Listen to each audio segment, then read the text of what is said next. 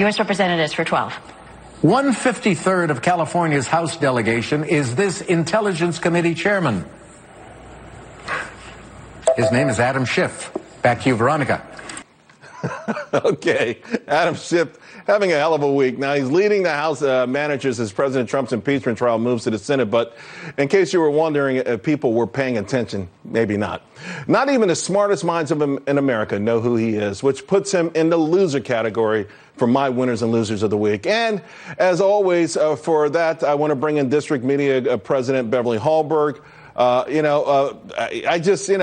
Of course, President Trump took a few shots at Adam Schiff, too. But it's kind of tough because by this point, I think he would have thought maybe someone in Jeopardy would have known who he was. America is a tough crowd, apparently. And like you were saying, it's not just the average Joe out there. We're talking about some of the smartest minds in the country still not knowing who Adam Schiff was. By the way, not just because of a question, but actually seeing his photo. Now, this was recorded about 3 months ago, but let's be honest, Adam Schiff was very popular during the Mueller investigation as well. So I think people just aren't paying attention. They certainly are. Okay. As for the winner this week, I have to give a shout out to the farmers. Of course, President Trump pointed out that they are big winners from this week's trade deal, saying that the farmers are really happy with the new China trade deal and the soon to be signed deal with Mexico and Canada. But I hope that the thing they will most remember is the fact that I was able to take massive incoming tariff money and use it to help them get through tough times.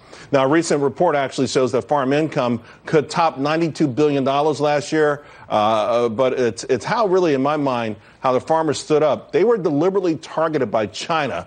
They have fed us forever. And that's just another reason, Beverly, I really tip my hat to America's farmers.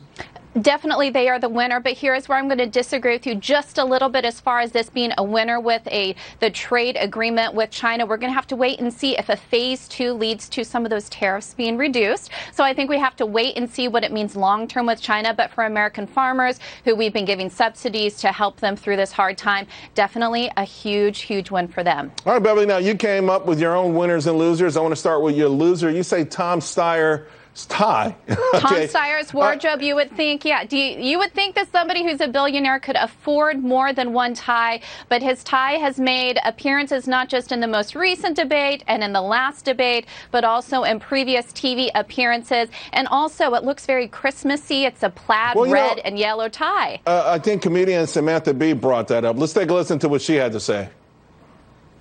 Sir, it is January. It is time to take the Christmas tie down. It turns out that Tom Steyer chose this tartan because it belongs to the Wallace clan, as in William Wallace, as in Braveheart. Tom Steyer thinks he's Braveheart. The only thing Tom Steyer has in common with Braveheart is that they both lose in the end. You're rich, Tom. Time for a new tie. Unite again. I tell you what, he didn't look like Braveheart when he tried to intervene between Bernie Sanders and Elizabeth Warren. He kind of slinked away with his tail between his legs. Okay, Beverly, the billionaires, wearing the same ties. Let's move on from there. I want to ask you about your winner because you say it's Spotify, and I don't understand why. Well, do you have a Spotify playlist? Because it's pretty good. I hope you do. But they have figured out a way to sucker me in one more time. They now have an algorithm to choose a playlist for your pet. So you can choose which animal you have at home. And when you're at work and they may have some anxiety about being alone, they will design a playlist for you, for your dog or for your cat. And they say it's not an exact science, but they did actually hire somebody from the National Symphony Orchestra to help with this algorithm. And I will say they sucked me in. I found a playlist for my dog. And while I can't say it was all accurate, what's he's the a top bulldog, song and they that your did dog choose likes? a song called Messy Life, and he is a very messy boy. So they got something right. I've seen your dog on Twitter. He looks a little like he may be a little bit messy. But here's my dog. This is what my dog would like. The sound of dog food opening up. Whatever that noise is, right? If we could just play that over and over again, he would be content. Or maybe the sound of the back door opening up so he can go out there.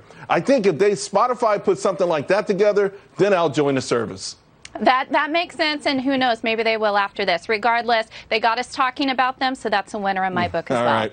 Hey, Beverly, have a great weekend. Thank you. You too. Thanks, Charles. Well, Sox continuing their record run. Later